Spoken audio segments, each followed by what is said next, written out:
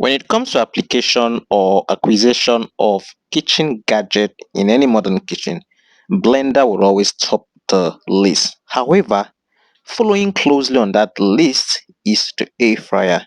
I mean, an air fryer is a very underrated device or machine, and the reason could be that most people do not even know how to use the air fryer and they are confused. So, what you don't know, you question.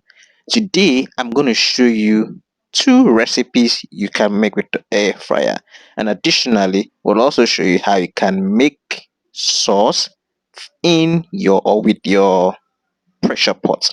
So, let us get to doing this together.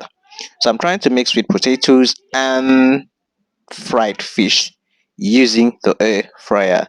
So like you can see on this video, we're trying to chop the potatoes into sizable chunks or bits, and then we're going to also process the fish to desirable sizes, and then we're going to wash it, clean everything all, and just pay attention to everything we're going to do. We're going to make our pepper sauce and everything well marinated so you could have a good grilled fish and potato sauce.